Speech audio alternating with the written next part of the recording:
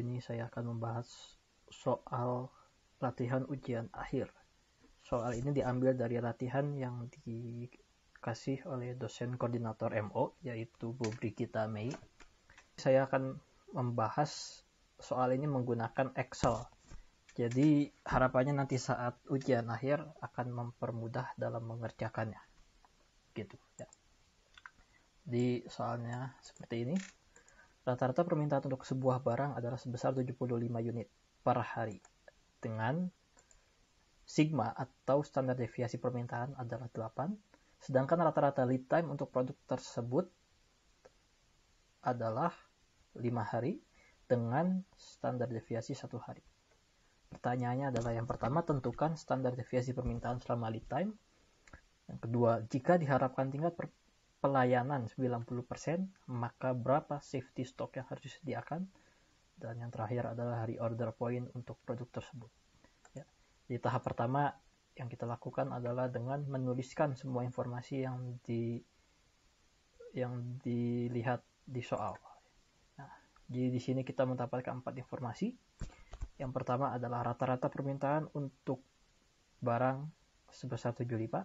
Atau di sini kita notasikan sebagai D, demand. Maka di sini demand adalah 75. Selanjutnya adalah standar deviasi permintaan adalah 8. Atau kalau di sini kita notasikan sebagai sigma D, maka standar deviasi untuk demand adalah 8. Lead time atau rata-rata lead time untuk produk tersebut adalah 5. Dan yang terakhir, yang keempat adalah standar deviasi untuk lead time adalah 1. Dan yang jangan lupa, di pertanyaan B di sini ada informasi tingkat pelayanan sebesar 90%. Maka di sini kita tulis sebagai cycle service level sebesar 90%. Setelah itu kita bisa mengerjakan yang pertama untuk pertanyaan yang A. Untuk pertanyaan A, kita bisa menggunakan rumus ini, yaitu sigma DLT atau standar deviasi demand selama lead time. Rumusnya adalah akar average lead time dikalikan dengan sigma D atau standar deviasi demand dipangkat 2-kan ditambah average daily demand dipangkat 2-kan dan dikalikan dengan sigma LT atau standar deviasi lead time dipangkat 2-kan. Nah, untuk menggunakan rumus ini kita bisa menggunakan fungsi yang dinamakan fungsi square atau SQRT. Atau kalau di bahasa Indonesia kan square adalah akar. Nah, cara bekerja fungsi ini adalah angka apapun yang ditulis sesudah buka kurung ini akan diakarkan. Maka di sini kita bisa menulis yang pertama average lead time. Di sini kita diketahui average lead time atau L ditonasikan sebagai L adalah 5. Maka di sini kita klik angka 5 dikalikan dengan sigma D atau standar deviasi D. Di sini standar deviasi D-nya adalah 8 dan diakar 2-kan. Nah, untuk mengakarkan, kalau di keyboard kita bisa melihat angka 6 di situ. Di angka 6 di situ ada notasi seperti ini. Maka kita klik, tapi sebelum mengklik angka 6 kita tekan shift, maka akan muncul notasi ini dan kita tulis angka 2. Maka di sini kita membacanya adalah akar 2. Begitu ya. Dan sebelumnya ada yang lupa, kita harus mengurungkan ini karena perkalian ini adalah satu kesatuan. Selanjutnya kita akan ditambah sesuai dengan rumus. Kita buka kurung lagi, yaitu average daily demand sebesar 75 dan average daily demand-nya harus kita akarkan lagi. Harus dipangkatkan lagi, yaitu pangkat 2 dan dikalikan dengan standar deviasi lead time.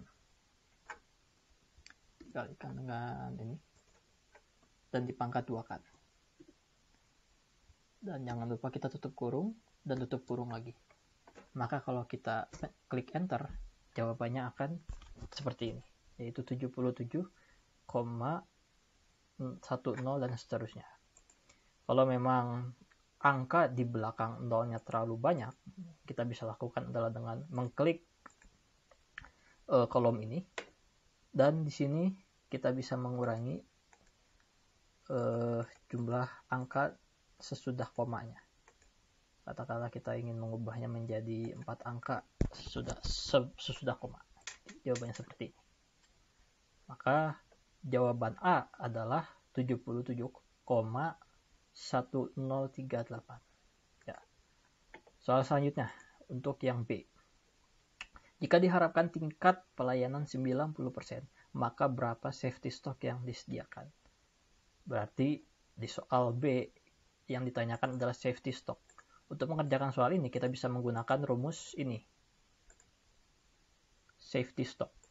Di sini kita bisa lihat safety stock sama dengan Z dikalikan dengan standar deviasi demand saat lead time. Ya. Ini adalah asal rumusnya seperti ini. Maka yang pertama harus kita kerjakan adalah dengan mengetahui Z value. Atau kalau di rumus ini adalah Z di sini. Untuk mengetahui Z value, di sini kita bisa melihat di rumus ini. Dalam Excel formula, yang bisa kita lakukan adalah menggunakan fungsi norm sin v. Maka di sini kita bisa menggunakan norm sin v. Mana? Ini ya. Nah, ini dia. Norm sin v. Oh, maaf, bukan. Norm sin, nah ini dia. Norm sin v. Norm sin v dari cycle service level. Kalau di contoh rumus ini, cycle service levelnya adalah 95 atau 95%. Maka di sini norm sin f-nya akan menjadi 0,95. Nah, sementara di sini kita memiliki cycle service levelnya 90. Maka kita akan klik 90% ini, tutup kurung. Maka kalau kita enter, di sini kita bisa mendapatkan Z value-nya sebesar 1,282. Begitu. Nah, selanjutnya adalah sesuai dengan rumus. Untuk menentukan safety stock, kita harus mengalihkan Z value, kita sudah menemukannya, dan standar deviasi demand saat lead time. Kita sudah menghitungnya sebelumnya tadi. Jadi sekarang kita hanya mengalihkan ini dan ini. Maka jawabannya akan menjadi 98,8. Maka kesimpulannya adalah yang B, safety stocknya adalah 98,8. Gitu. Ya. Selanjutnya adalah yang C. Kita disuruh menghitung reorder point untuk produk tersebut. Maka kita bisa menggunakan rumus ini. Untuk menghitung reorder point atau ROP,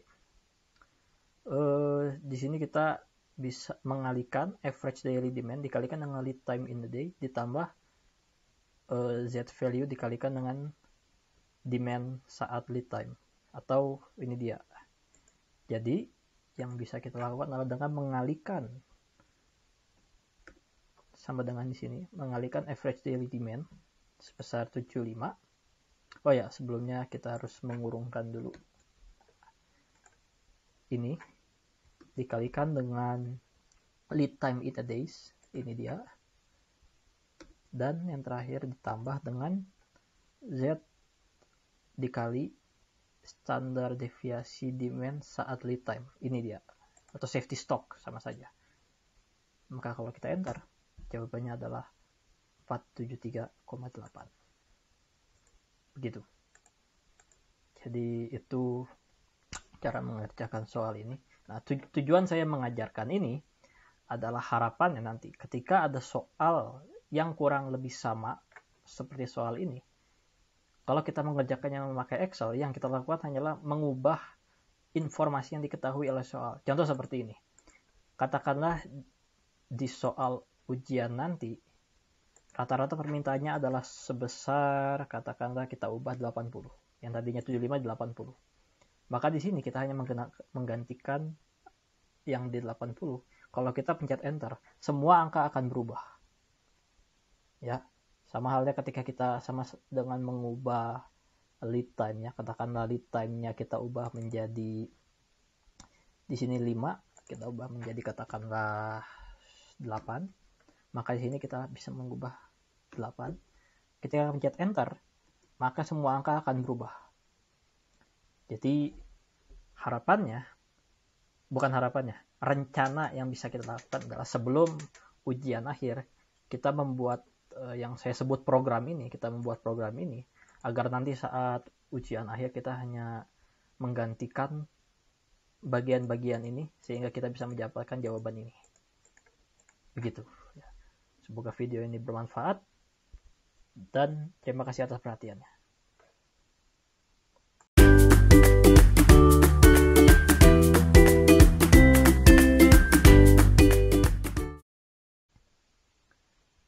Halo semua, jadi pada video ini saya akan membahas soal latihan ujian akhir MO, yaitu bab maintenance. Jadi soalnya seperti ini. Sebuah proses produksi terdiri dari 3 pusat kerja, yaitu mesin A, B, dan C, yang bekerja secara berurutan. Mesin A memiliki reliabilitas sebanyak 95%, mesin B sebesar 80%, dan mesin C sebesar 99%. Pertanyaan adalah tentukan yang pertama A, reliabilitas total proses tersebut.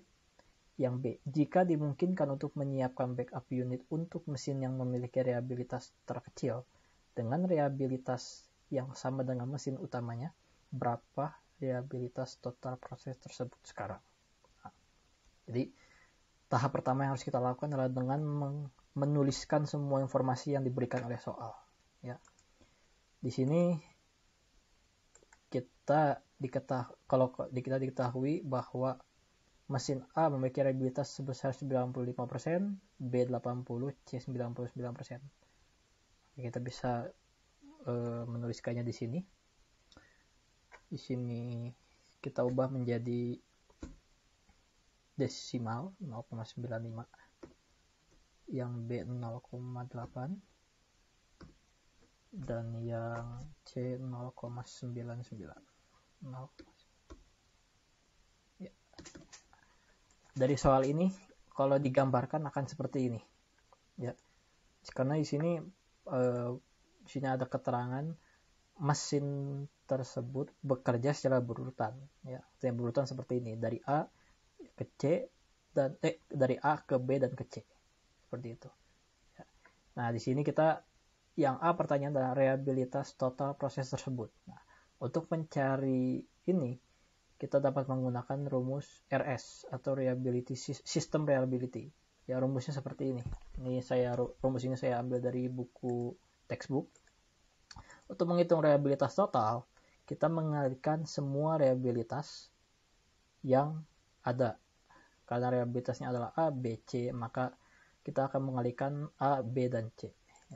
Di sini sama dengan yang A 0,95 dikalikan 0,8 dan dikalikan 0,99. Kita pencet enter, hasilnya adalah 0,7524. Maka jawabannya A adalah ini. Begitu. Selanjutnya, untuk mengerjakan yang B. Kalau kita tulis yang diketahui dari B adalah seperti ini. Cara membaca seperti ini. Jika dimungkinkan untuk menyiapkan backup unit untuk mesin yang memiliki reliabilitas terkecil.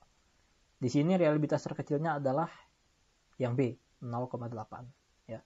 Nah, reliabilitas terkecil ini akan menjadi backup untuk mesin utamanya. Berarti yang B ini akan menjadi backup. Maka kalau kita tulis ulang akan menjadi seperti ini. Ya.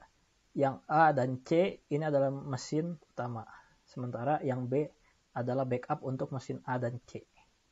Seperti itu. Nah, pertanyaannya adalah berapakah reliabilitas total proses tersebut sekarang? Jadi cara menghitungnya berbeda. Kalau ini yang A itu adalah jenis mesin yang berseri atau berurutan. Kalau ini adalah jenis mesin paralel disebutnya.